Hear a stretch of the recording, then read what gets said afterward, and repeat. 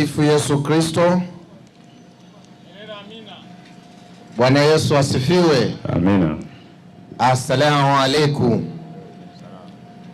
Basi nichukue nafasi kumshukuru tena Mungu kwa nafasi ambayo ametupatia siku ya leo. Jana tuliendelea kuangalia kwa kina habari za yule anayeitwa Yesu, ambaye dunia ya leo tunayoishi wengi wamemchukulia ni wa kawaida, na hata watu wengine humsema vibaya sana yule anayeitwa Yesu. Lakini jana tuliona ya kwamba alitabiliwa kabla hajazaliwa, alizaliwa, na kuna kitu kimoja, kama ulinisikiliza vizuri jana, kesho tutakuwa na ibada asubuhi, nikasema kwamba nitaizungumza sana kwenye ibada ya kesho asubuhi. Na kitu chenyewe nilikwambia jana, hii dunia yetu hii tunaoishi mimi na wewe ni dunia inayoitwa visible, dunia inayoonekana, na viumbe vyao vinavyoishi humu ndani vina mwili, vinashikika, vinaonana, lakini upo ulimwengu mwingine usioonekana, unaitwa ulimwengu wa roho. Na jana tukasema Mungu ni roho, nao wanaomwabudu imewapasa kumwabudu katika roho na kweli. Pia jana nikagusia kidogo ya kwamba huyu shetani ama ibilisi au jina lake la zamani Lucifer ni malaika aliyekuwa akiishi pamoja na Mungu katika ulimwengu wa roho. Sehemu mojawapo ya huo ulimwengu inaitwa mbinguni. Lakini huyu malaika alipoasi na kufukuzwa kule mbinguni, access yake alikuja hapa kwetu duniani. Lakini nilikwambia anayetawala duniani, lile fungu katika kitabu cha Mwanzo 1:28 linalosema nenda mkavitawale mkavimiliki. Maana yake Mungu alimpa mamlaka ya kutawala vitu vyote duniani mwanadamu mwenye mwili, Adamu na mke wake. Na shetani hakuwa anaruhusiwa, na ni marufuku, mwili wake na jinsi alivyo haruhusiwi kufanya chochote katika huu ulimwengu wetu. Na ndio maana alipohitaji kutudanganya ili wanadamu waingie kwenye dhambi, huyu shetani akatumia mwili wa kiumbe aliyeumbwa na Mungu mwenyewe, na yule kiumbe alikuwa akiitwa nyoka. Na ndio maana nyoka pia katika Biblia humtafsiri shetani mwenyewe. Shetani alipoingia kupata mwili, ule mwili kwake ulikuwa kama passport ya kumruhusu sasa afanye kazi ndani ya ulimwengu tunaoishi. Ndipo akaenda kwa mwanamke akamdanganya, mwanamke akadanganywa akala. Na jana nikawaambia hata Mungu wakati anatoa adhabu, alitoa adhabu mbili tofauti. Cha kwanza alitoa adhabu kwa mnyama anayeitwa nyoka aliyeumbwa na Mungu, akakubali kwa hiari yake kutumiwa na shetani. Adhabu yake aliambiwa atatembea kwa tumbo, atakula mavumbi. Na jana nikakwambia nyoka amejiboresha, anaanza kula na asivyoambiwa, mojawapo panya, kuku na vitu vingine. Lakini nikakwambia wakati mwanamke anakula tunda, sikiliza, sio kama Mungu hakuwepo, sio kama Mungu hakuona. Yesu aliona, alisikia. Lakini kama angalikwenda akawaamlizia katika mwili alionao, shetani angemshinda Mungu. Kwa maana hii angemwambia Mungu, mbona taratibu ulizoziweka mwenyewe alafu unazivunja wewe mwenyewe? Na nataka nikwambie kwenye mikutano hii, Mungu wetu ni mwaminifu katika taratibu zake, hata kama yeye ndiye mtawala wa hizo taratibu. Unajua baba wakati mwingine hamwakilishi Mungu nyumbani. Baba anaweza akasema watoto wote nyumbani saa 12 muwe mmerudi, lakini yeye anaweza akarudi saa 3 saa 4. Ukimuuliza atakwambia ni ninyi mnaopaswa mrudi muda huo, lakini sio mimi. ila Mungu wetu alivyo apingani na neno lake, akilisema linakuwa hivyo, haijalishi ni nani linamuhusu. Niseme summary tu ya kile tulichosoma jana. Ndipo Mungu akatoa ahadi ya kwamba Shetani, umetumia mwili wa nyoka kuwadanganya watoto wangu wanadamu, nami Mungu nitatumia mwili wa kibinadamu kuwagomboa na kuwarudisha watoto wangu katika himaya yangu. Ndiyo maana Biblia inasema, kwa maana jinsi hii Mungu aliupenda ulimwengu hata akamtoa mwanaye wa pekee, ili kila amwaminie asipotee, bali awe na uzima wa milele. Na huyu mwana ni Kristo mwenyewe aliyekuja duniani. Jana nikakwambia, akavaa mwili wa kibinadamu akamshinda Shetani, na kwa kumshinda kwake Shetani, yeye Yesu anasema hivi, mara baada ya kumshinda Shetani anasema, njoni kwangu ninyi nyote msumbukao na wenye kulemewa na mizigo ya dhambi. Kabla sijaenda kwenye kiini cha somo la leo, somo linalosema nitawezaje sasa katika huu ulimwengu tunaoishi leo, nitawezaje kujua ya kwamba nimemchagua Mungu? Nawezaje kujua katika dunia hii tunayoishi leo ya kwamba maisha yangu sasa nimegoma kumchagua Shetani na sasa nimemchagua Mungu? Ni vitu gani vitanifanya nijue sehemu niliyochagua ni sahihi? Maana wewe na mimi ni mashahidi. Leo duniani dini ni moja, ila madhehebu ni mengi na kila dhehebu linajivutia kwake. Lakini ngoja niendelee kukwambia, eti Mungu ni mmoja, lakini watu wenye hayo makanisa ni wengi na kila mmoja ana la kwake. Hivi kwa nini tusiungane kwa sababu Mungu mmoja, tukawa na kanisa moja duniani? Lakini leo kwenye ulimwengu tunaoishi makanisa ni mengi na yana majina mengi, na kila moja utaona lina sifa yake inayotengana na mwingine. Lakini mimi najiulizaga, Mungu ni mmoja, kwa nini sisi leo tunafarakana? Utakuta hawa wanajiita hivi, hawa wanajiita hivi, hawa wanasema ukifanya hivi kosa, hawa wanasema ukifanya hivyo sio kosa. Mpaka kuna wakati najiulizaga, yawezekana kabisa hata Mungu mwenyewe anatushangaa. Kwa hivyo leo tutajifunza, nawezaje kujua ya kwamba niliyemchagua ndiye ninayepaswa kuwa naye. Lakini kabla hatujaenda huko, nataka niangalie mambo mawili muhimu mazuri kuhusu huyu Yesu, na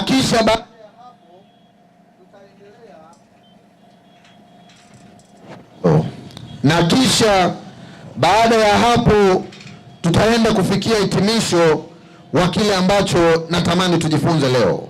Msomaji, kitabu cha Injili ya Yohana 8 fungu la 9 linasema. Injili ya Yohana sura ya 8 mstari wa 9 unasemaje? Nao waliposikia wakashtakiwa na dhamiri zao. Ndio.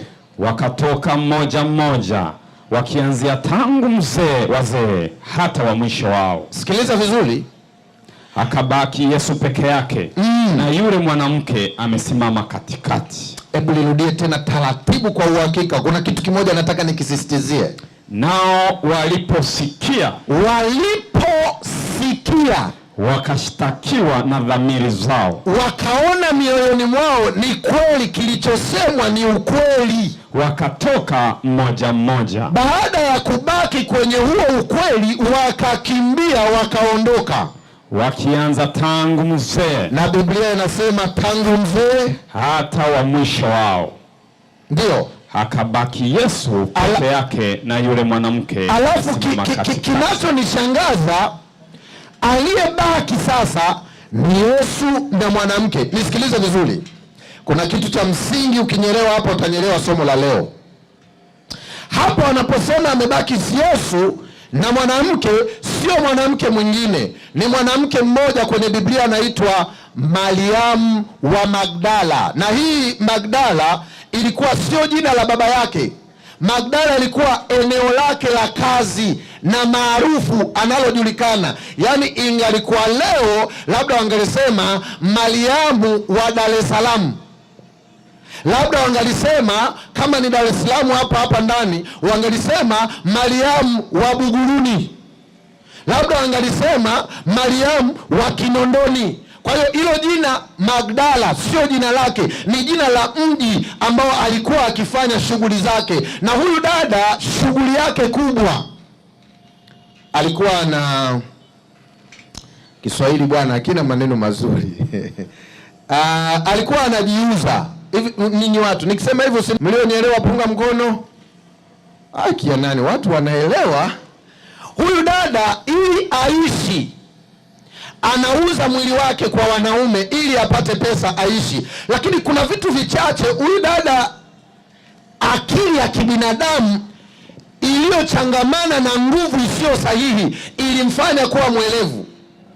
Mariamu Magdalena alikuwa akiwa Magdala ndiye anafanya biashara ya kujiuza, lakini akirudi Yerusalemu biashara hiyo hafanyi. Yaani sawasawa na wale wa Kristo, siku ya Jumamosi ni Mkristo ama Jumapili naendea msalaba ni mnyonge, lakini ikiisha Jumamosi ni mpagani, ikiisha Jumapili ni mpagani. Ndivyo alivyokuwa Mariamu. Yaani huyu binti Mariamu, ulikuwa ukienda Yerusalemu ukawaambia Mariamu anajiuza, watakushangaa. Na Mariamu alikuwa afanye biashara hiyo akiwa Yerusalemu. Siku moja huyu binti akiwa Yerusalemu akafatwa na mlinzi wa kanisa, na yule mlinzi Biblia inaniambia alitumwa, waliomtuma ni viongozi wa dini. Nisikilize vizuri, waliomtuma ni viongozi wa dini. Tena kwenye Biblia wanaitwa Mafarisayo, wanasheria ama Masadukayo. Ni watu wenye imani fulani za msimamo, hasa hao Mafarisayo, lakini hawa wanasheria ni wasimamizi wa sheria ama ni wasimamizi wa taratibu za Mungu. Na nisikilize vizuri, lengo lao hawa viongozi wa dini, lengo lao sio Mariamu Magdalena, lengo lao Yesu. Kwa nini? Yesu amekuja duniani, anaanza kusema ukweli, na huu ukweli anaosema anatufukuzia watu kanisani, na watu wanapoondoka kumfuata yeye, sisi viongozi wa dini tutakula nini? Ili tuendelee kula, hebu tutafute sababu ya kuhakikisha tunamnyamazisha huyu Yesu. Tunamnyamazishaje? Walipokuwa kwenye kikao chao wakasema, sikilizeni, kuna binti anaitwa Mariamu Magdalena. Yule binti huwa anajiuza. Sasa tumuombe huyu mlinzi wetu wa kanisani hapa aende kwa sasa hivi, na kadiria kwa sasa hivi aende na 5,000,000 kwa Mariamu, akamwambia nataka anunue.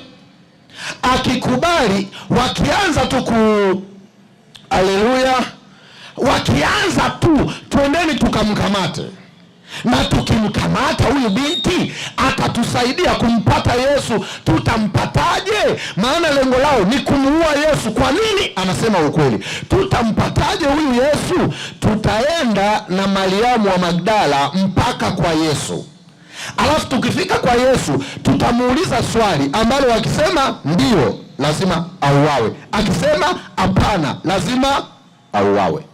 Yaani unaulizwa hali, ukikubali, ukikataa lazima ufe. Hawa watu wakamshika huyu mwanamke, maana huyu mlinzi wa hekalu alipoenda akamwambia Mariamu, na Mariamu akasema nani aache 5,000,000 dakika kadhaa tu, njoo nipige faster. Hiyo pesa mimi itanisaidia maisha yangu ya mbele. Wakati tu wakakamatwa, wakati wanampa kwa Yesu. Sikiliza vizuri, kuna hoja ya msingi natamani Mungu anisaidie unielewe. Wakati wanampeleka kwa Yesu, huyo Yesu wakati anaenda hekaluni, kuna kundi lililomfuata ambalo lilipenda lenyewe kwa moyo wa kupenda likamfuata Yesu. Msomaji, fungu la kwanza linasemaje hapo? Kitabu cha Yohana sura 8 mstari wa kwanza. Ndio. Walikwenda kila mtu nyumbani kwake. Ndio. Naye Yesu akaenda mpaka mlima wa Mizeituni. Endelea. Hata alfajiri, asubuhi kulipokucha, ndio akaingia tena hekaluni. Yesu akaingia hekaluni, na watu wote wakamwendea. Hawa watu wote hawakuitwa naye akaketi. Hawakuombwa, ila hawa watu walienda wenyewe kwa moyo wao wa kupenda, akawa akiwafundisha. Na Yesu akaanza kufundisha hili kundi la kwanza lililoenda lenyewe, likafika kwa Yesu likakaa. Yesu akaanza kuwafundisha. Lakini kundi la pili ni la wale viongozi wa dini ambalo haliendi kufundishwa kwa Yesu, ila linaenda kumtafutia sababu ya kumkamata. Na kundi la tatu ni Mariamu Magdalena ambaye hana mpango wa kwenda kwa Yesu, hajapanga wala hataki hata afikiri, ila amekamatwa na anapelekwa kwa lazima. Wangapi wamenielewa haya makundi matatu? Haleluya. Kundi la kwanza walienda wenyewe kwa moyo wa kupenda. Kundi la pili ni viongozi wa dini wanaona Yesu anaanza kusema ukweli, hili tumkomeshe, twende tukamate huyo binti. Kundi la tatu ni huyo binti ambaye hakupanga kwenda kwa Yesu, ila alipelekwa. Naliza vizuri, walipofika alipo Yesu wakamuuliza swali ambalo ukikubali ama ukikataa lazima uwawe. Swali lilikuwa linasema hivi: Yesu, kitabu cha Kumbukumbu la Torati ama vitabu vya Taurati au vitabu vya Musa vinasema mwanamke akikamatwa kwenye uzinifu, Musa alisema tumpige mawe mpaka afe. Wewe Yesu unasemaje? Yaani maana yake Yesu unasemaje, tumpige au tumwache? Na ukumbuke Yesu anasema hivi, hakuja kuangamiza, amekuja kuokoa. Na Yesu alijua akijibu mpigeni mpaka afe, atakiuka taratibu za Walumi waliokuwa wakitawala nchi yao. Maana ili mtu aruhusiwe kufa ni lazima Walumi watoe kibali, na ndio maana Yesu wakati anatakiwa auawe walienda kwa Pilato kupewa kibali, maana mtoa kibali cha mtu kuuawa ni Walumi. Kwa hiyo Yesu akiwajibu hivi, wale Mafarisayo na Masadukayo akiwajibu hivi, mpigeni mpaka afe, wangemgeukia Yesu, wangetandika mpaka afe. Kwa nini? Anakiuka taratibu za Walumi. Ni watu mnanielewa? Na Yesu akisema hivi, msimpige jamani, mwacheni, anakiuka Musa alivyosema. Alisema apigwe mawe. Yesu akikataa, msimpige, wananchi wote waliokuwa pale mawe wangemtandika Yesu. Kwa nini? Anajifanya mtu wa Mungu, anaenenda kinyume na Mungu. Ungelikuwa wewe ungejibuji? Mimi ningeangalia njia tu, ningechomoka spidi, wangenikamatia, labda nishakufa njiani mwenyewe. Sikilizeni, Yesu niliwaambia ni mwanadamu, ni Mungu aliyevaa mwili wa kibinadamu. Alipoulizwa hili swali hakujibu chochote, akainama chini. Nisikilize vizuri, akiwa ameinama chini hakuandika maneno mengi. Yesu aliandika neno moja, ila kundi lote, haya makundi matatu yaliyokuwepo pale, kila aliangalia pale alisoma habari yake mwenyewe. Kwa hiyo kama mimi mchungaji Peter nilikuwepo pale, nilipoangalia nikakuta naambiwa wewe tarehe 7 mwezi wa 8 haukuwa na Mariamu.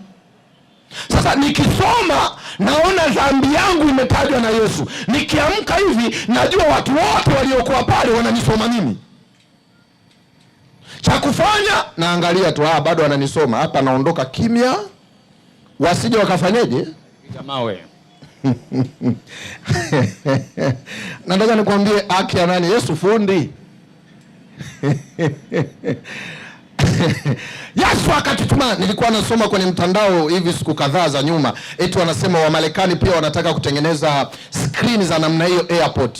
Eti tukienda watu watatu airport, tukasimama kuangalia ndege unayotaka uondoke nayo, eti ukifika pale ukaangalia, mimi macho yangu yataona taarifa zangu, huyu macho yake yataona taarifa zake, kila mmoja ataona za kwake, hataona kwa za mwenzie. Nasubiri kweli hiyo teknolojia nione kama ni kweli ama ni maneno tu wanasema.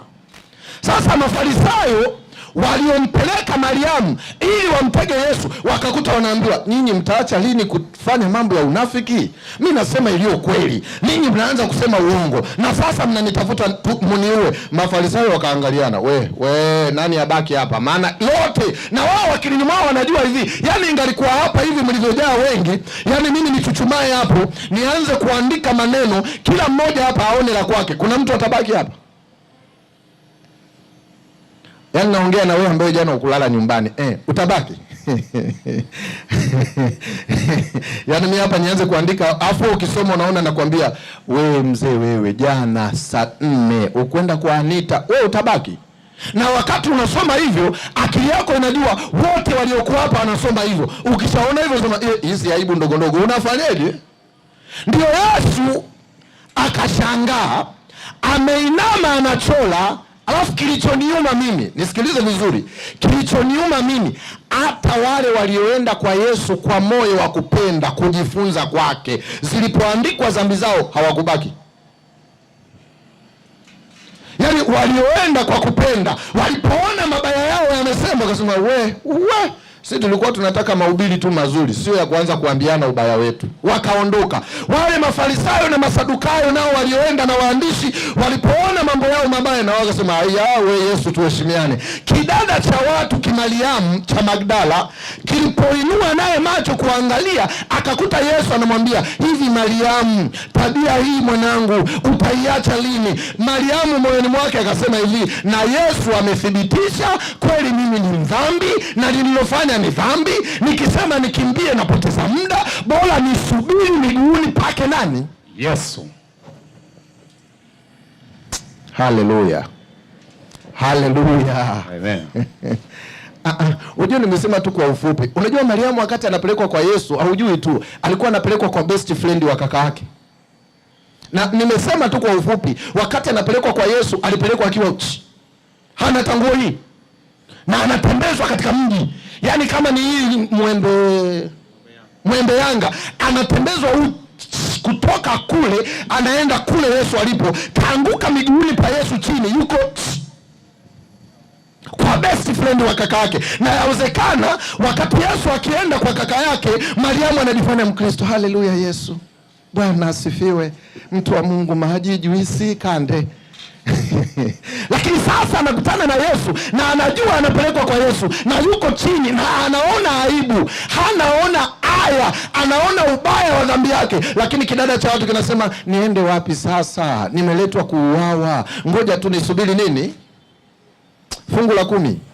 Mstari wa 10 neno linasema Yesu akajiinua. Yesu akanyanyuka alipoinama kuandika, asimuone mtu ila yule mwanamke. Alafu akakuta wote wamemkimbia, kabaki yeye na nani? Na mwanamke. Akamwambia yule mwanamke, wako wapi wale washtaki wako? Wako wapi waliokuleta kwangu ili wakushtaki mimi Yesu nitoe hukumu wakuue? Hakuna aliyekuhukumu kuwa na hatia? Hakuna aliyekuhukumu kuwa na hatia. Akamwambieje? Hakuna Bwana. Hakuna Bwana. Yesu akamwambia. Yesu naye akamwambia, wala mimi sikuhukumu. Hata mimi Yesu sikuhukumu. Enenda zako. Simama mama, nenda na kuweka huru. Wala usitende dhambi. Ila usitende dhambi tena. Unajua, nisiuogope muda. Niache tu niseme. Unajua wale watu walivyokuwa wanamsukasuka Yesu, Yesu tuambie, tumfanyeje? Yesu akasimama, akanyanyuka, akawaambia hivi, asiye na dhambi awe wa kwanza kumpiga jiwe. Hakukuwa na hata mmoja asiye na dhambi. Lakini habari njema ni hii, ambaye kati ya wale wote ambaye hakuwa na dhambi, tena alikuwa na haki ya kumpiga mawe, alikuwa ni Yesu. Hakuwa na dhambi. Na ndio maana Yesu anamwambia hivi, nina haki ya kukupiga mawe mpaka ufe, lakini hata mimi sikuhukumu. Yaani Yesu anamwambia hivi, Mariamu, dhambi yako uliyofanya leo na kuruhusu mama uende, nitakufa mimi badala yako. Amen. Hiyo watu sijui mnanielewa ninachokisema. Yaani Yesu nisikilize, Mungu sio kigeugeu. 6:23 Warumi inasema mshahara wa dhambi ni mauti. Ni mauti tu. Lakini Yesu anamwambia Mariamu hivi, Mariamu, ni kweli umetenda dhambi ya uzinifu na shetani amekuingiza kwenye ubaya huu, lakini mimi nimekuja kukuokoa. Utauawa mama. Nakupa nafasi ya ngapi? Ya pili. Simama, nenda mwanangu, usitende dhambi tena. Ila pamoja na kwamba unaondoka, pamoja na kwamba nimekusamehe, haina maana kifo chako hakitakuwepo. Ila mimi Yesu kifo ulichopaswa ufe leo hapa mbele yangu, nitakufa mimi msalabani badala yako. Amen. Umewahi kujiuliza haya maswali?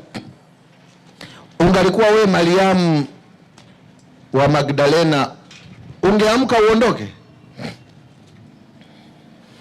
Mimi ningemkubalia kwamba sawa Yesu, ila sina nguo, nitaondokaje? Maana maskini ameletwa uchi. Sasa anarudiji kule na hana nini?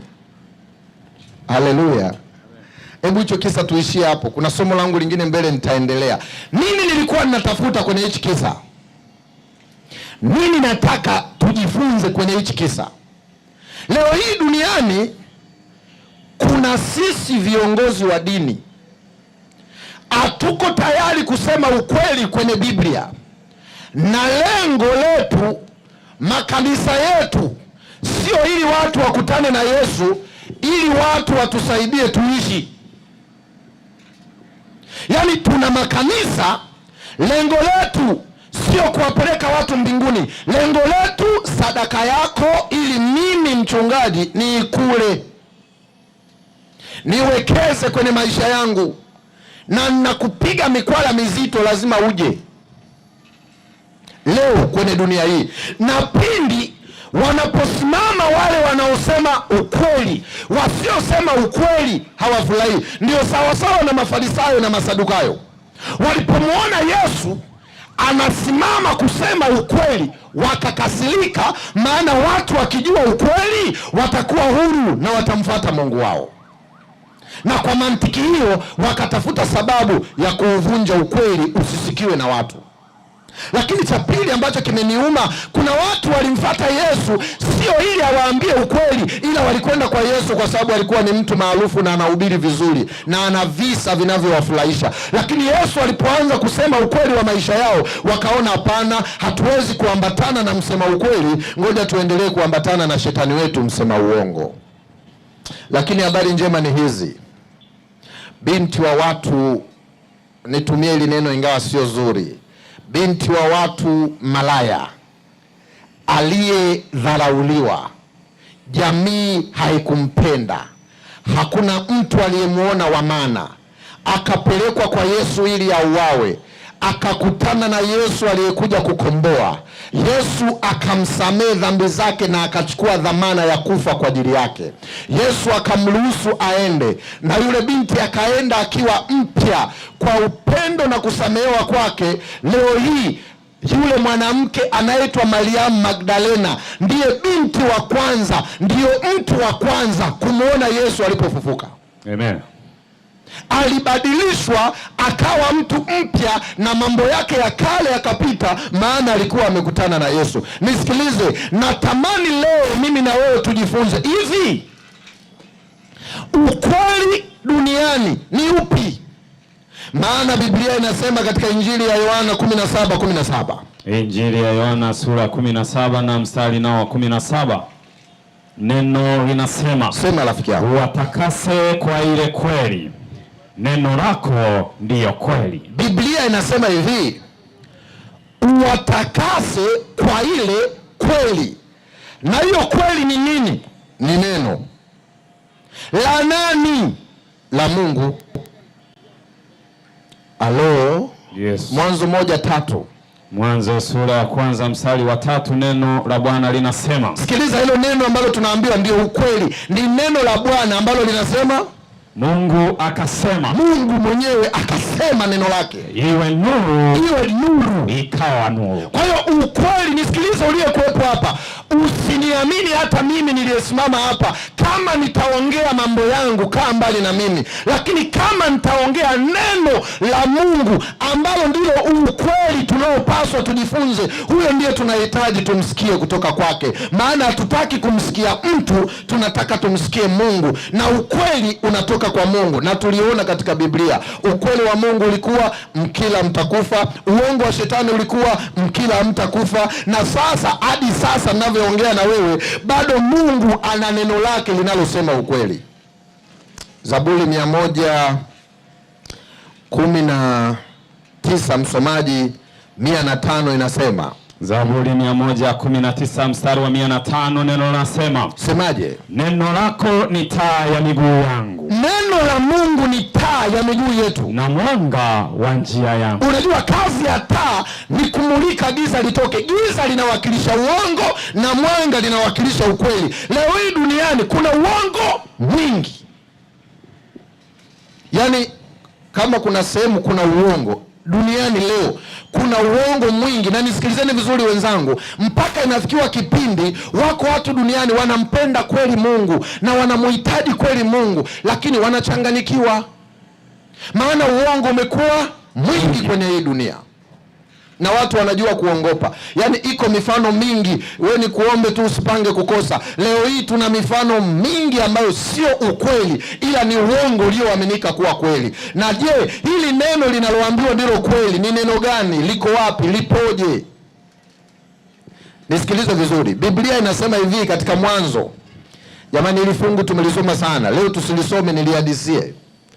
Mwanzo 2:16-17, Mungu anasema hivi, miti yote kula mti huu usile, siku utakapokula utakufa hakika. 3 fungu la 4, shetani anasema hamtakufa, kuleni.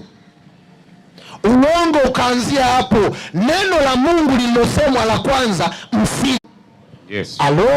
Yes. Yaani ikitokea mtu anakuambia hivi, mtu akifa anaendelea kuishi, maana yake anasema hivi, kabla hatujaumbwa tulikuwepo. Mungu ni muongo, maana Mungu anasema hivi, kwa mara ya kwanza sisi kuwepo duniani tulikuwepo vipi? Alichukua mavumbi ya ardhi akayatengeneza, alafu sikiliza, hakuchukua mwili kama watu wanaamini eti roho tena ni mwili. Akachukua pumzi ya uhai akampulizia mtu, akawa nafsi hai. Sasa kama leo hii mtu akifa anaendelea kuishi, maana yake kabla Mungu hajatuumba watu tulikuwepo, ila Mungu ni muongo tu akaamua kusema ametuumba. Na leo imetapakaa hivyo. Nakumbuka dada yangu, tena anafuatilia haya mahubiri, anafuatilia katika Mahubiri TV. Dada yangu mfano na utoa. Nakumbuka dada yangu anayenifuata mimi, mama yetu mzazi alipofariki, shughuli zake zikawa haziendi vizuri. Akaambiwa na bibi, wewe mama yako amekasirika, nenda kamuombe msamaha. Wakatafuta kondoo, wakatafuta mbuzi, wakachinja hapo juu ya kaburi, wakamwaga maji, damu juu, wakatambika. Dada yangu akagalagala, mama nisamee, mama we nisamee. Alafu kuamka hapo kasamewa. Na mama yuko wapi aliyemsamee? Aliye kaburini. Mungu anasema utakufa hakika, lakini shetani akasema hautakufa hakika. Na mpaka leo shetani anawaaminisha watu ya kwamba ukifa bado unaishi. Na angalia anachokifanya. Ukiamini ukifa bado unaendelea kuishi, maana yake ni nini? Leo katika dunia tunayoishi, ishi utakavyo, maana hata ukifa utaishi. Alo? Yes. Lakini leo nataka tuangalie hivi ni lipi neno lililo sahihi tunaopaswa kuliamini na kulitumaini. Neno linalosemwa hapa ni Biblia. Na nitakwambia kwa nini ni Biblia. Hivi umewahi kujiuliza kwa nini Biblia iliandikwa? Sababu ya Biblia kuandikwa ni kwa sababu baada ya mwanadamu kutenda dhambi, hakuwa na uwezo tena wa kumwangalia Mungu akaishi. Akimuona Mungu atakufa, lakini Mungu anatupenda na bado anataka kuzungumza na sisi. Atazungumzaje na sisi? Ndipo Mungu akatengeneza kampango special kakufanya bado mawasiliano kati yake na sisi yawepo. Na amefanya kampango wake kwa sababu anatupenda. Hesabu msomaji 12 fungu la 6. Hesabu sura 12 mstari wa 6. Unasema 12:6 Hesabu. Kidogo. 12 sura mstari wa 6. Unasema 12:6 Hesabu. Kisha akawaambia, sikieni basi maneno yangu, akiwapo nabii kati yenu, mimi Bwana nitajifunua kwake katika maono, nitasema naye katika ndoto. Kwa hiyo Mungu alipoona hawezi kuongea na sisi uso kwa uso, na muda wake anaotaka kuja duniani akiwa amevaa mwili wa kibinadamu haujatimia, akatengeneza mpango wa kuwasiliana na sisi. Akawa anasema atakuwa anaongea na wanadamu wenzetu, lakini katika njia gani? Ndoto ama maono. Hivi ninavyokuambia, kitabu cha Mwanzo kimeandikwa na Musa. Musa aliandikaje? Alionyeshwa. Amen. Mungu akampa Musa njozi, akaona uumbaji wa Mungu ulivyofanywa. Musa alipoamka akaandika. Kuna wakati Musa akaona maono. Yaani maono maana yake umekaa hapa unaona wasivyoviona wengine. Sawa sawa na nilivyowaambia, Danieli alikuwa na wenzie, lakini yale maono yaliyemuona Mikaeli, wenzie wote hawakumuona, ila peke yake akamuona Mikaeli. Kwa hiyo Mungu akatengeneza huu mpango. Lakini sikiliza, taingia kizazi na kizazi, wa kwanza kuandika Biblia ni Musa. Lakini ukianzia huku Musa kushuka huku chini, kama mwahi kumsikia ile gharika ya Nuhu, kama mwahi kumsikia Adamu, walikuwa waandiki, walikuwa vitu tu viko kichwani, wanasimuliana vile ambavyo Mungu alivifanya. Yaani Adamu anawakusanya watoto wake, anaanza kuambia, tena anawaonyesha, mnaona ile bustani ya Eden, sisi mimi na bibi yenu tulikuwa tukikaa mule ndani Mungu alituambia hiki na hiki, akasema msifanye hiki na hiki, lakini baadaye dunia yetu ikaangamizwa na gharika, kila kilichokuwepo ndani ya dunia kikateketea, hakikuwepo chochote. Akatokea mwanadamu mmoja anaitwa Ibrahimu, aliyokuwa tayari kumsikiliza Mungu, akaambatana pamoja na Mungu. Ibrahimu akamzaa mwanaye anaitwa Isaka. Isaka akapata shida ya uzazi, baadaye akapata watoto wawili mapacha, mmoja aliyeitwa Yakobo. Yakobo akasafiri kwenda nchi ya mbali baada ya kumdhulumu mwenzie uzaliwa wa kwanza. Akiwa katika hiyo nchi ya mbali, akampenda binti wa ndugu yake, akaambiwa atumike miaka 7. Kijana wa watu akatumika kwa uaminifu. Baada ya miaka 7 akapewa mke asiye mwenyewe. Baadaye akaongeza 7 mengine, akapata mke aliyemtaka, akazaa watoto 12. Mmoja wa watoto aliowazaa aliitwa Yusufu. Yusufu hakupendwa sana na wenzie kwa sababu alikuwa mtoto wa pekee aliyejaliwa na baba yake. Yusufu akauzwa na ndugu zake kwenda Misri utumwani. Akiwa Misri utumwani hakuishia tu kuwa mtumwa, baadaye akaingizwa gerezani, na alipotoka gerezani akaja kuwa waziri mkuu wa mji huo wa Misri. Akiwa waziri mkuu hapo, ikatokea njaa kwenye hii dunia, ndugu zake wakaenda kununua chakula. Wakati huo walimuuza akiwa kijana mdogo. Sasa Yusufu ni mkubwa, ndugu zake walipomuona hawakumtambua. Baadaye walivyojuana walilia na kufurahi. Akawaita ndugu zake, wakakaa pamoja naye katika huo nchi ya Misri, wakazaliana karibia miaka 430. Msikini ya Mungu Yusufu akafa, ufalme ukaendelea, akaja kiongozi asiyemjua Yusufu, akaanza kuwatesa Waisraeli. Ndipo anakuja kuzaliwa Musa kale unakokafahamu. Musa anakuwa, ndipo Musa anatumiwa na Mungu.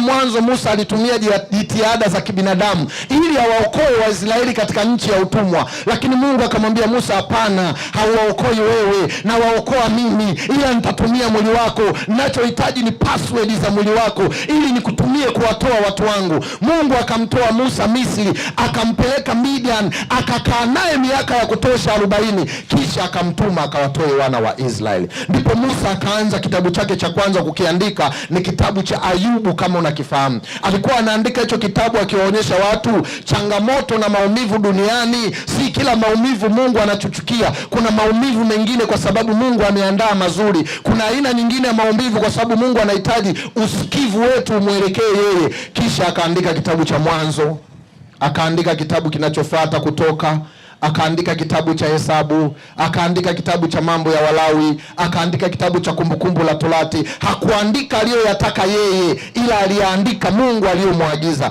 na hicho ndicho kinachoitwa kitabu. Ni maneno ya Mungu aliyowaonyesha manabii katika njozi na maono, ndipo akaandika. Na sisi leo tunasoma ukweli halisi. Wapi tunapaswa tutegemee na kutumaini unapatikana katika Biblia. Amen. Petro wa pili 1:19-20. Petro wa pili 1:19 mstari wa 20, neno linasemaje? Nasi tuna lile neno la unabii lililo imara, ndio ambalo tukiangalia kama taa ing'aayo mahali penye giza, ndio mwafanya vema mpaka kutakapopambazuka na nyota ya asubuhi kuzuka mioyoni mwenu. Ndio mkijua neno hili ya kwamba ndio hakuna unabii upasao kufasiriwa kama apendavyo mtu fulani tu. Ndio maana unabii haukuletwa popote kwa mapenzi ya wanadamu. Kwa hiyo Biblia haikuandikwa kwa mtu anavyotaka, ila Biblia wanadamu walinena aliyotoka kwa Mungu wakiongozwa na Roho Mtakatifu. Haleluya. Amen. Kwa hiyo Biblia iliandikwa na wanadamu, lakini hawakuandika ya kwao, ila waliandika yale walioongozwa na Mungu. Kwa hiyo ndani ya Biblia ndimo ulipokuwemo ukweli. Warumi 1:2 anasema, ambayo Mungu amekwisha kuiahidi kwa kinywa cha manabii wake katika maandiko matakatifu. Kwa hiyo hii Biblia ni kitabu cha Mungu. Angalia, Ibrahimu naye alitokewa na Mungu katika ndoto. Ukisoma 15:1 Mwanzo inasema, baada ya mambo hayo neno la Bwana likamjia Abrahamu katika njozi. Mungu anaongea na Ibrahimu katika njozi. Lakini Mwanzo 46:2, Mwanzo sura 46 mstari nao ni wa 2, neno linasema, ndio Mungu akanena naye Israeli katika ndoto ya usiku, akasema Yakobo. Ndio Yakobo. Ndio akasema mimi hapa. Hivi ndivyo Biblia ilivyoandikwa. Kwa hiyo haya yote tunayoyaona ni maneno ambayo Mungu, na lengo la Mungu lilikuwa ni lipi? Ni kuhakikisha mawasiliano kati ya yeye na sisi yanaendelea kuwepo hata kama hatuwezi kuonana. Lakini mwisho wa yote akasema, sasa imetosha kuwatumia manabii, naenda zangu mimi mwenyewe. Waebrania 1. Waebrania sura ya 1 fungu la 1 mstari wa 1 mpaka wa 2. Neno la Bwana linasema, ndio Mungu ambaye alisema zamani na baba zetu katika manabii. Mungu ambaye alisema zamani na baba zetu katika manabii, kwa sehemu nyingi, na kwa njia nyingi, mwisho wa siku hizi amesema na sisi katika mwana. Akasema na sisi katika mwana. Na ninajua kwenye mikutano hii nikisema mwana ndiye neno, nikisema mwana ndiye Mikaeli, nikisema mwana ndiye yule aliyesema mimi niko ambaye niko. Haleluya. Amen. Haleluya. Amina. Kwa hiyo hii Biblia tunayoitumia sio kitabu tu cha kubabaisha.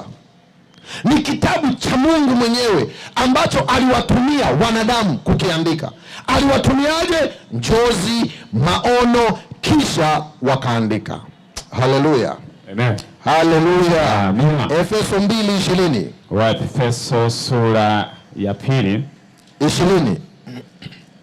Efeso 2 fungu la 20. Neno linasema, sema rafiki yangu, mmejengwa juu ya msingi wa mitume na manabii. Ndio. Naye Kristo Yesu mwenyewe ni jiwe kuu la pembeni. Sikiliza, tumejengwa juu ya msingi wa kwanza, tuna manabii, tuna mitume, alafu mtawala mwenyewe wa manabii na mitume ni Yesu mwenyewe. Amen. Yaani likitamkwa neno manabii hapa alikuwa anamaanisha, kumbuka anayesema hivi anaongea wakati kitabu cha Agano Jipya hakijaandikwa. Anaposema manabii anamaanisha Agano la Kale. Haleluya. Amen. Anaposema mitume, Agano Jipya. Maana mitume tunawaona kitabu cha Mathayo, tunaanza kumwona mitume. Marko mitume. Nenda kitabu kinachofuata Luka, daktari wa watu, mitume. Nenda kitabu kinachofuata Yohana, mwanafunzi aliyependwa na Yesu. Kitabu kinachofuata Matendo ya Mitume, mwandishi wake ni yule Luka. Anaandika nani? Anaeleza sasa mitume wenyewe. Hivi vitabu 4 vya kwanza vinamuelezea tu Yesu ni nani, na kila kitabu kina dhimu yake inayotakiwa watu waifahamu. Lakini ukianzia Matendo unakuta hawamuelezei Yesu tena. Hello. Nisikilize vizuri, kitabu cha Agano Jipya, Mathayo, Marko, Luka, Yohana ni kitabu kinachomwonyesha Yesu akifanya kazi katika ulimwengu. Lakini ukienda Matendo ya Mitume ni Yesu akiwatumia wanafunzi kufanya kazi katika huu ulimwengu.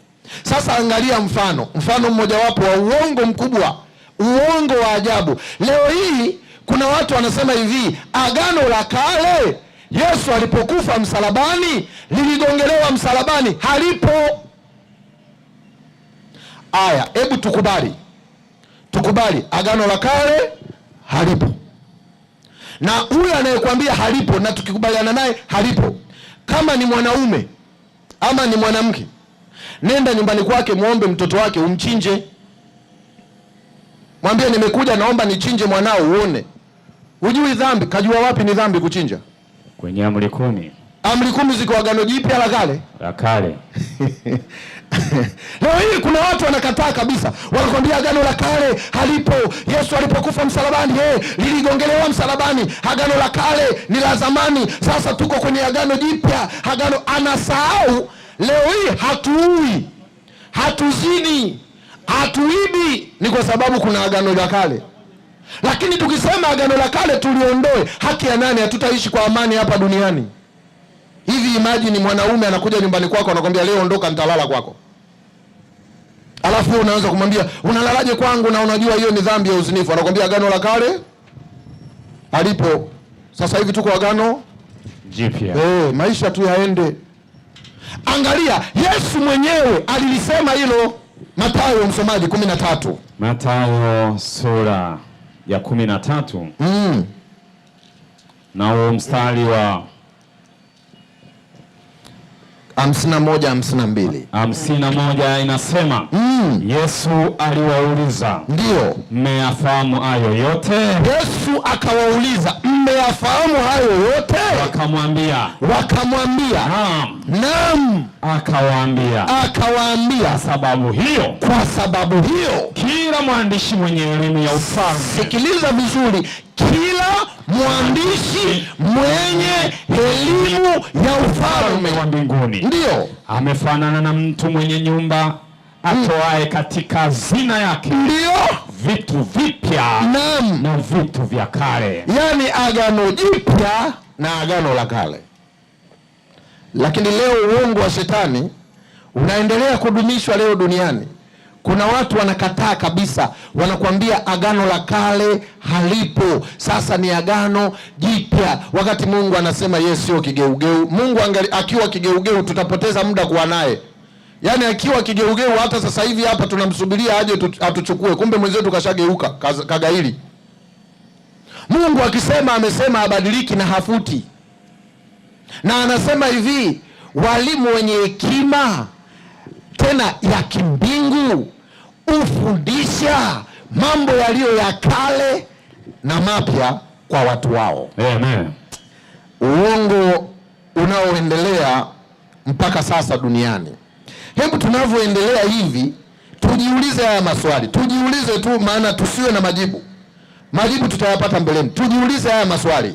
Sijui kama wewe umewahi kujiuliza. Mimi nitasema mfano wangu mimi. Niliwaambia siku moja hapa kwamba baba yangu aliwahi kunitania, akawa ananiambia hivi, wewe siku ya mwisho tukienda mbinguni utakuwa wapi? Kwa sababu nikiwa mdogo nilibatizwa katika kanisa la Walutheran. Nikiwa mdogo nilimwagiwa maji kichwani nikiwa mdogo. Nilipokuwa kidogo, nimekuwa sasa namfahamu baba, nikaanza kusali kanisa la Anglikana. Maisha yakaenda, baadaye nikapoteza mzazi ambaye alikuwa wa thamani sana, nikakosa mtu wa kunilea, nikachukuliwa na mjomba wangu anaishi Bagamoyo, alikuwa askari magereza. Alikuwa Muislamu. Kwa hiyo nilipoenda kwake akanilazimisha lazima uwe Muislamu. Siwezi kukaa na kafiri. Na mimi nikaona isiwe shida, ili maisha afanye nini? Nikakaa kwake miaka 7.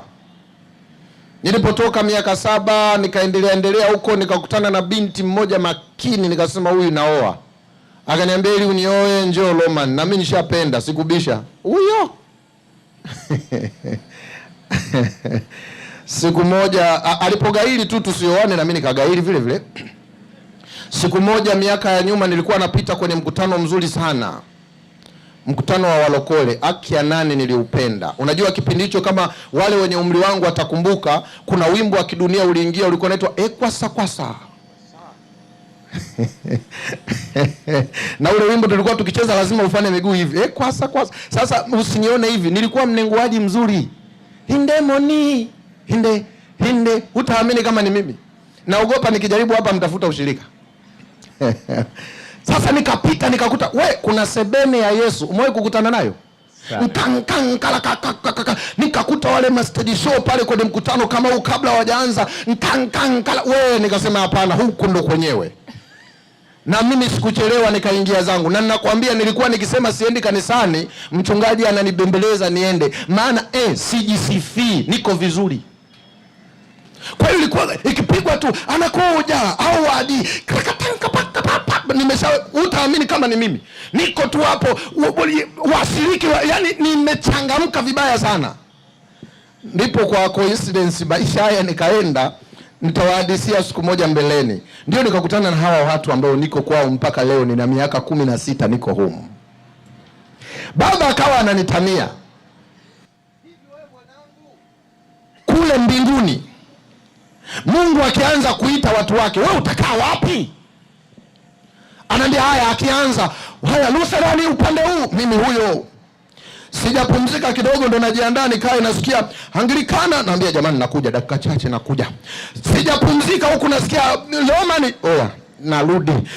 Hivi na baba anamalizia anambia Mungu atakutapika. Lakini hivi umewahi kujiuliza na wewe, kama Mungu ni mmoja, shetani ni mmoja, kwa nini leo tuna madhehebu mengi? Hivi kwa nini Wakristo wote duniani, kama Biblia ni moja, kwa nini wote tusiwe dini moja, dhehebu moja? Haleluya. Hivi ni nini kinachotupelekea tunakuwa na huo tofauti? Utakuta kuna wengine wanakuambia ubatizo wa kweli ni wa maji mengi, mwingine anakuja kuambia ubatizo ni kumwagiwa maji hapa. Sasa mkweli yupi? Ukienda huyu anayesema kuzamisha maji mengi atasema mimi ndio mkweli. Ukienda huyu anayesema maji madogo, mimi ndio mkweli. Alafu angalia wewe usielewa huko katikati, unashindwa kuelewa hivi ni 9 au 6. Kumbe inategemea upande uliokaa. Hem, niendelee kusema mambo yanayowasumbua watu duniani. Leo kuna Wakristo wanasimama kuhubiri nguruwe haliwi. Wengine wanasema kilichotakaswa na Bwana chochote wafanya nini, ila ukitapika ndo ukiache. Sasa unabaki unashangaa, hivi Biblia ni hii au tunazo tofauti? Halo? Yes. Mimi ni Mgogo. Naomba hii msimwambie mtu Ule kwetu Dodoma bwana, kuna vipanya vidogodogo vinaitwa kwa Kiruga mbadia. Haki ya nani, ni vitamu. Na nimevila. Uwaga na wataniaga nyumbani nasema sijui kwa nini vilivyokatazwa ni vitamu. Yaani ukute kapanya hako kambadia kametolewa ngozi, umekachoma mti, alafu moto wa mkaa ukakachomeka kama mti pembeni, yani ladha yake ni kuku. Halafu utamu wa panya vile, unakuta mtu hapa anasimama anasema panya haliwi, Biblia inasema haliwi. Halafu mwingine anasema ukila kitu ukatapika hicho ndio usikile, lakini ukila hujatapika hicho kula. Halafu wote wa Kristo, halafu wote wana Mungu mmoja na Biblia ni moja. Sasa muongo nani? Biblia, Mungu au sisi? Lakini leo nataka nikwambie hivi, ukweli hautoki kwangu, unatoka kwenye Biblia. Amen. Ukitaka kuwa salama, ukitaka uwe sehemu salama, usimsikilize mtu, sikiliza Mungu anasemaje kwenye Biblia. Amen. Na ndio maana leo nikakwambia hivi, ukitaka ujijue sehemu uliopo ndio sahihi unayopaswa uwepo, usimuulize mtu, iulize Biblia, na Biblia itakuonyesha wapi unapaswa uwe. Amen. Wangapi mnanielewa? Kama unanielewa nipungie mkono. Mmoja alikuwa ananihadisia, ananiambia alienda kwenye ubatizo na ni Mkristo, wa kutandikwa viboko 40, usishike makalio, ukishika tu unarudi darasa la ubatizo. Yaani hapo ulipo mama, labda una miaka 45 unataka ubatizo, unakuja kwangu tena unashika vidole hivi. Alafu mimi nina fimbo na chapa za wapi? 40, usishike manini? Yaani ukishika tu sema huyu bado hajakomaa kiroho, arudi kwenye nini? Darasa la ubatizo. Na hao nao wanajiita kabisa sisi ni Wakristo. Mwingine ananiambia huo ubatizo, ananiambia unawashwa moto mkali, utoke spidi, uruke mpaka ng'ambo ya pili, usiungue. Ukiungua kidogo unarudi darasa la ubatizo. Bado hujakomaa kiroho. Sasa mimi na wewe tuliokaa hapa, wapi sasa sehemu sahihi tunaweza tukasema hapa ndipo kwa Mungu, tubaki hapa? Ni wapi? Nisikilize, Biblia inavyosema ndivyo tunavyopaswa mimi na wewe tuitii na kuifuata. Amen. Tangu leo hii ukiweza, usimwamini mtu, muamini Mungu. Amen. Hata mimi unavyoendelea kuja kunisikiliza, ikiwa kuna neno nitalisema nje na Biblia, kaa mbali na mimi, nitakutia ujinga. Lakini nikilisema, na ndio maana kama unanifuatilizaga vizuri, kabla sijaanza kufundisha utakutana kwambia, mwenye Biblia yako chukua, mwenye notebook yako andika, nataka ninachokisema na wewe ukikipitia uone hivi huyu mtu wa Mungu alichokisema ndicho.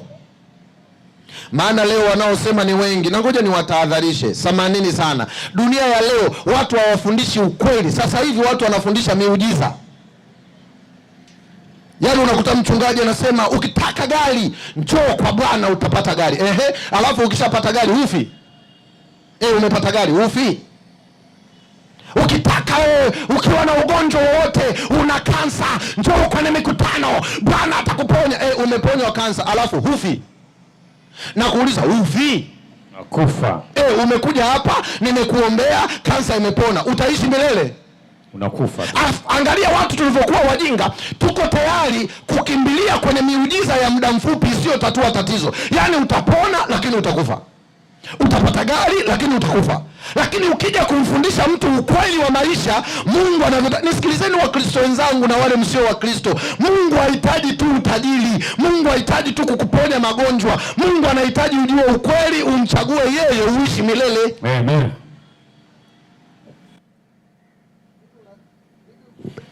Hivi unajua kwenye Biblia wako walioumwa na Mungu alituma ujumbe kwamba hawatapona ila watengeneze mambo yao. Isaya 38, msomaji. Fungu la kwanza, la pili, la tatu, hebu nenda hapo paka tutakapoishia. Isaya sura ya 38 fungu la kwanza, la pili na la tatu, neno nasema siku hizo Hezekia aliugua. Hezekia mfalme aliugua. Akawa katika hatari ya kufa. Na Isaya nabii mwana wa Amosi akaenda kwa mfalme. Akamwambiaje? Bwana anasema hivi. Tengeneza mambo ya nyumba yako. Maana utakufa. Wala hautapona. Ishia tu hapo. Mungu anachotaka sio tu kukuponya. Mungu anachotaka tengeneza mambo ya maisha yako. Amen. Unayatengenezaje? Mungu anachokitaka ili utengeneze mambo ya maisha yako, Mungu anachokihitaji usikilize kwake ukweli. Alafu huo ukweli Biblia inasema utakuweka huru. Amen. Kwa sababu mimi nawaambiaga binadamu wenzangu, mimi nianze kukutia ujinga hapa huko. Ukitaka mafanikio, ukitaka kuwa tajiri, njoo kwa Yesu. Wewe usiye na kazi, utapata kazi. Wewe unayetaka gari, wewe unayeumwa kansa, mkaja hapa nikaomba ukapona kansa ukaondoka, utaishi milele? Yaani kuna watu tunatiwa ujinga mdogo tu. Yaani kuna kitu mtu anajua ndo ufumbuzi, kumbe sio ufumbuzi wa tatizo lake. Sisi hatuhitaji mali, tunamhitaji Mungu, mmiliki wa hizo mali. Amen. Ukishakuwa naye yeye, ukamwelewa na ukaanza kuyafanya mapenzi yake, Mungu anasema hivi, 6:33 kitabu cha Mathayo sura ya 6:33, msomaji. Mathayo 6:33, neno la Bwana linasemaje? Bali utafuteni kwanza ufalme wake. Mungu anasema hivi, ajenda ya kwanza, tafuteni kwanza ufalme wa Mungu na haki yake, na haki ya Mungu, na hayo yote. Alafu anamalizia kusema ukishayatafuta hayo mtazidishiwa. Hayo mengine yaliyobaki ni ya ziada, na Mungu anaahidi atakupatia. Amen. Lakini la kwanza ni kutafuta ufalme. Nisikilize, duniani hapa tunapita, hata uweje unapita. Amen. Hivi haujawahi kuona watu maarufu sana waliotikisa hii dunia? Mifano tu, sisemi kwa nia mbaya. Kuna muigizaji Tanzania alikuwa anaitwa Kanumba, hayupo sasa. Na mimi na wewe tuliokaa hapa ni marehemu watarajiwa. Tena nikusalimie, marehemu mtarajiwa, habari. Hata usipoitika ni marehemu mtarajiwa. Kwa hiyo nini tunapaswa tutafute? Sio mali. Tunachopaswa tutafute, tumtafute Mungu na kujua makusudi ya sisi kutuweka duniani na mpango alionao wa maisha yetu. Na mpango alionao ni mzuri. Anasema hivi, tafuteni kwanza ufalme wake na hayo mengine mtazidishiwa. Lakini leo tena sisi, nitasema mbeleni, nitasema sisi wachungaji, moto wetu utakuwa wa moto kwelikweli kuliko wa ninyi washiriki. Wako wachungaji wengi sasa ambao ni wanafiki, hawasemi ukweli ila wanalisemea tumbo.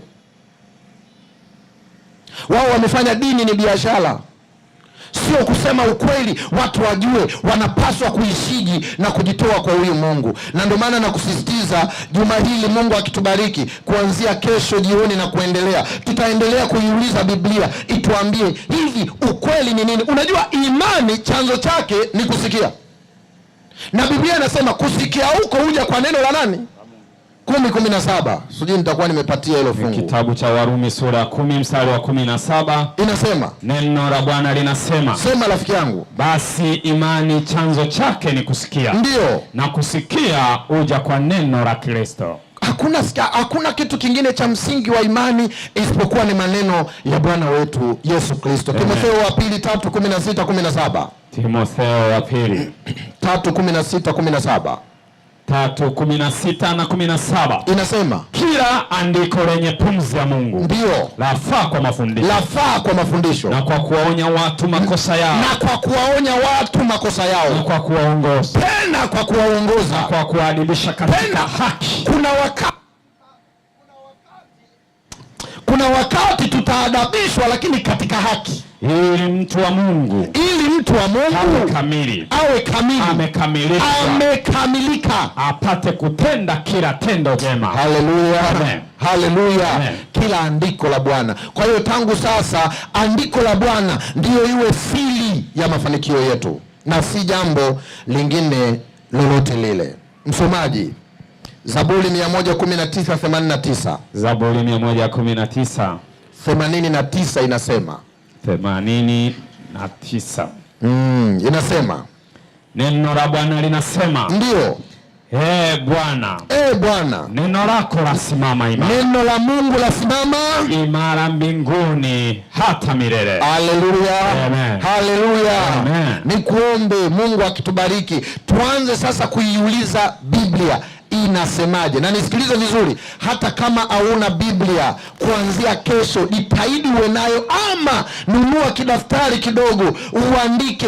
Ukipata muda umetulia, pitia kwa makini tunachojifunza. Nataka tuiulize Biblia kila jambo linalotufarakanisha. Nataka tuiulize Biblia, hili jambo linalotufanya tuwe tofauti, ukweli wake ni upi?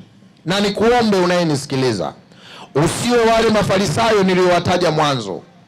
Usiwe wale waliomfuata Yesu kusikiliza mahubiri ila hawatamani kuambiwa ukweli. Na kuomba uwe Mariamu aliyebaki miguuni pa Yesu hata aliposemwa na ukweli, aliendelea kubaki miguuni pake Yesu. Amen. Usalama wetu ni kujua kweli, na Biblia inasema ukweli peke yake ndio utakaotuweka huru. Mathayo 24 fungu la 35, fungu la Mathayo sura ya 24 mstari wa 35, neno linasemaje? Mbingu na nchi zitapita, lakini maneno yangu, ila maneno yake hayatapita kamwe. Kwa hiyo asije mtu akakuongopea akisema kwamba eti maneno ya Mungu yamepita, haya hayafai, haya yanafaa. Neno la Mungu ni la Mungu na litabaki kuwa la Mungu. Amen. Sasa ukiweza, yale maswali ambayo nilikuwa nikiyaongea, yawezekana huku yaandika, maswali machache ambayo nimekuwa nikijiuliza hapa nikiwa pamoja na wewe. Mungu akitubariki kuanzia kesho na kuendelea, tutakuwa tukiiuliza Biblia. Wako watu leo wanasema duniani tunaokolewa kwa neema na sio kwa sheria. Wako watu wanaosema sheria zimegongelewa msalabani, hazina haja tena na sisi. Yesu alishakufa, mtuache tuishi tunavyotaka, maana Yesu wetu anaishi moyoni. Leo hii wako watu wanaosema ubatizo kama nilivyosema wa maji mengi ama wa maji machache.